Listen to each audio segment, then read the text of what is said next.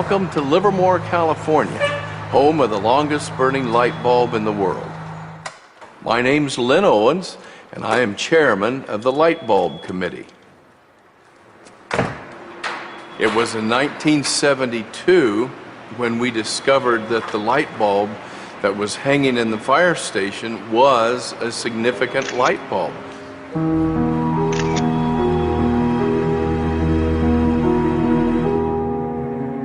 The light bulb at the Livermore fire station has been burning continuously since 1901.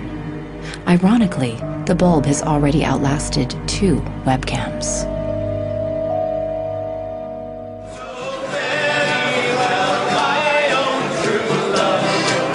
In 2001, when the bulb was 100 years old, the people of Livermore threw a big birthday party, American style.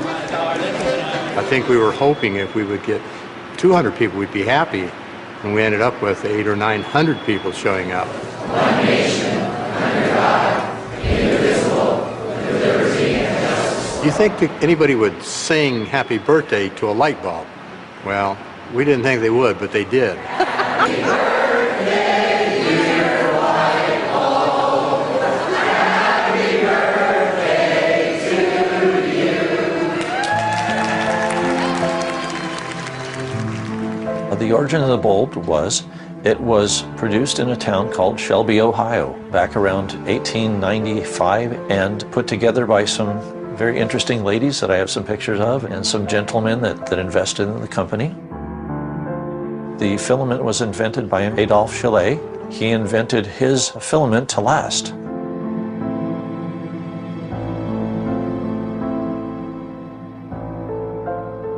Why does his filament last? I don't know. It's a secret that he made and that died with him. Chaillet's formula for a long-lasting filament is not the only mystery in the history of the light bulb. A much bigger secret is how the humble light bulb became the first victim of planned obsolescence. Weihnachten 1924 war ein ganz besonderer Tag. In einem Hinterzimmer in Genf trafen sich einige Herren in Nadelstreifenanzügen, um einem geheimen Plan nachzugehen. Sie gründeten das erste weltweite Kartell, das sich zum Ziel setzte, die Glühbirnenproduktion der gesamten Länder zu kontrollieren und den Kuchen namens Weltmarkt unter sich aufzuteilen. Dieses Kartell hat den Namen Phoebus. Phoebus included the main light bulb manufacturers in Europe and the United States, and even faraway colonies in Asia and Africa. Das Ziel ist gewesen, Patente auszutauschen, die Produktion zu kontrollieren und vor allem aber den Verbraucher zu kontrollieren. Es ist umso besser für diese Firmen, wenn der Verbraucher regelmäßig Glühlampen kauft, und wenn die Glühlampen lange brennen, ist das ein ökonomischer Nachteil. Initially, manufacturers strived for a long lifespan for their bulbs. On October 21st, 1871, numerous experiments resulted in the production of a small unit lamp of comparatively enormous resistance. The filament being under conditions of great stability after the... Thomas Edison's first commercial bulb, on sale by 1881, lasted 1,500 hours. By 1924, when the Phoebus cartel was founded, manufacturers proudly advertised lifespans of up to 2,500 hours and stressed the longevity of their bulbs. Also hat man sich bei Phoebus gedacht, dann beschränken wir einfach die Lebensdauer dieser einzelnen Glühbirnen auf 1000 Stunden. 1925 wird ein entsprechendes Komitee gegründet, das 1000 Hour Life Committee, was sich zum Ziel setzt, auf technischer Basis die Lebensdauer der Glühlampen auf diese Brenndauer zu beschränken. More than 80 years later, Helmut Huge, an historian from Berlin, uncovers proof of the committee's activities hidden in the internal documents of the founding members of the cartel, such as Philips in Holland, Osram in Germany, and Compagnie des Lampes in France. Hier haben wir ein Kartelldokument, da steht: The average life of lamps for general lighting service must not be guaranteed, published or offered for another value than 1,000 hours. Under pressure from the cartel, member companies conducted experiments to create a more fragile bulb that would conform with the new 1,000-hour rule.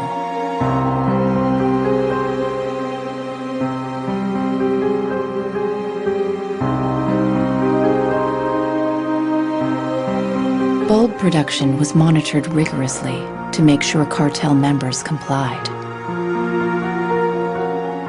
Eine Maßnahme bestand beispielsweise darin, einen Prüfstand zu errichten, in dem viele kleine Sockel zu finden sind, in die dann wiederum einzelne Exemplare aus verschiedenen Produktionsreihen eingeschraubt wurden, und Firmen wie Osram haben dann genauestens protokolliert, wie lange diese Lampen brannten. Phoebus enforced its rules through an elaborate bureaucracy. Members were fined heavily if their monthly life reports were off the mark.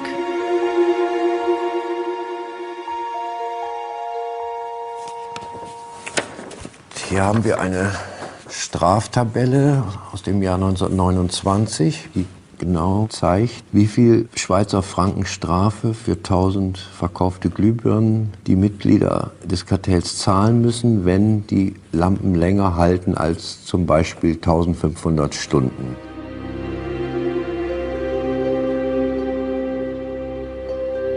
As planned obsolescence took effect, lifespans fell steadily. In just 2 years, they dropped from 2,500 hours to less than 1,500 hours. By the 1940s, the cartel had reached its goal. 1,000 hours had become the standard lifespan for bulbs. I can see how this was very tempting in 1932. I think at the time sustainability was actually substantially less of an issue, because I don't think they looked at the planet as being one with finite amount of resources. They looked at it as from an abundance perspective. Ironically, the light bulb has always been a symbol for ideas and innovation, and yet it's one of the early and best examples of planned obsolescence. In the following decades, inventors filed dozens of patents for new light bulbs, including one lasting 100,000 hours. None of them reached the general market. Offiziell hat es ja Phoebus eigentlich nie gegeben, wenn auch diese Spuren der Öffentlichkeit nie ganz verborgen gewesen sind. Die Strategie dahinter ist, sich in bestimmten Zeitabständen immer wieder umzubenennen. Dann heißt es mal internationales Elektrizitätskartell, dann mal wieder irgendein anderer Name. Entscheidend ist, dass diese Idee als Institution natürlich weiter besteht.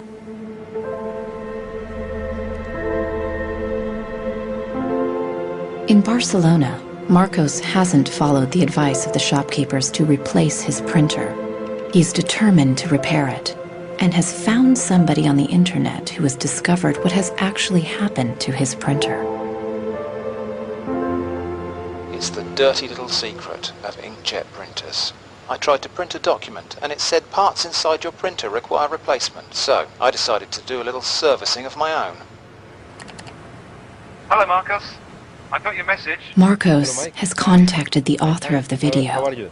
I looked into it, and it turns out that there's a thing in the bottom of the printer called a waste ink reservoir. And the way inkjet printers work is they constantly have to clean the print heads, and they do that by squirting ink through them down a hole in the bottom of the printer into this great big sponge. There's just a preset time when it's squirted a certain number of drops down there that then the printer decides it's full of ink and won't function anymore. Mm-hmm. The justification is they don't want to put ink all over your desk. But I think the problem goes deeper than that. It's the way the technology works. It's just designed to fail.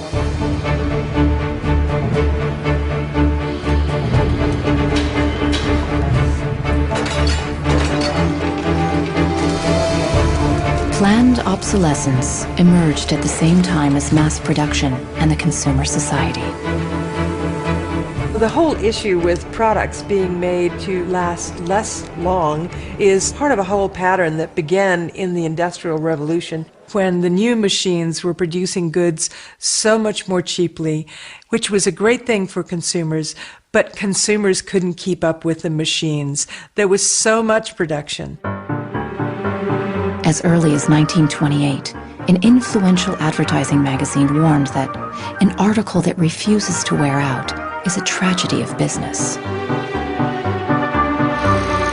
In fact, mass production made many goods widely available. Prices fell and many people started shopping for fun rather than need. The economy was booming.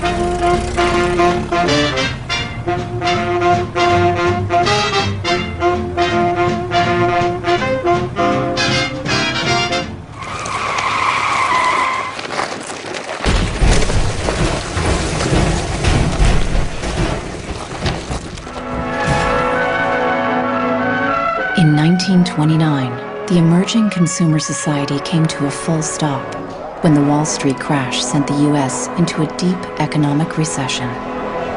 Unemployment reached staggering proportions. By 1933, 1/4 of our labor force was unemployed. People no longer queued for goods, but for work and for food. From New York came a radical proposal on how to kickstart the economy again. Bernard London, a prominent real estate broker, suggested ending the Depression by making planned obsolescence compulsory by law. It was the first time the concept was put into writing. Under Bernard London's proposal, all products would be given a lease of life with a set expiry date, after which they would be considered legally dead. Consumers would turn them over to a government agency where they would be destroyed. He was trying to achieve a balance between capital and labor where there would always be a market for new goods.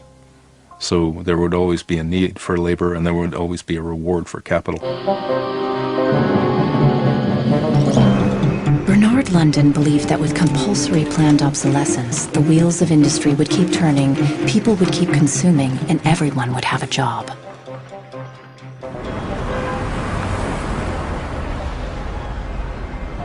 Giles Slade has come to New York to investigate the person behind the idea.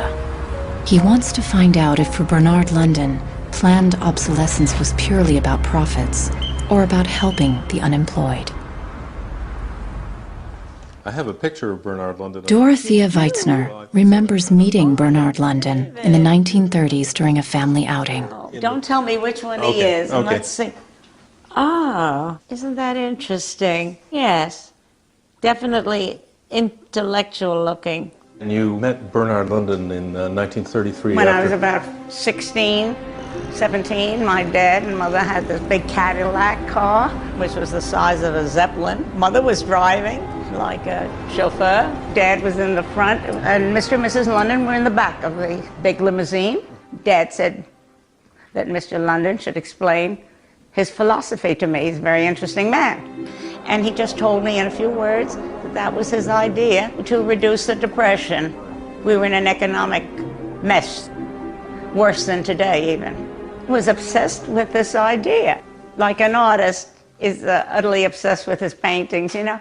He actually whispered to me in the car, afraid that his theory might be too radical. In fact, Bernard London's proposal was ignored, and obsolescence by legal obligation was never put into practice.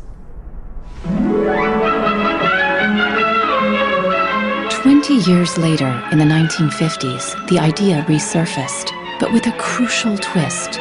Instead of forcing planned obsolescence on the consumers, they were to be seduced by it. Planned obsolescence. The desire on the part of a consumer to own something a little newer, a little better, a little sooner than is necessary.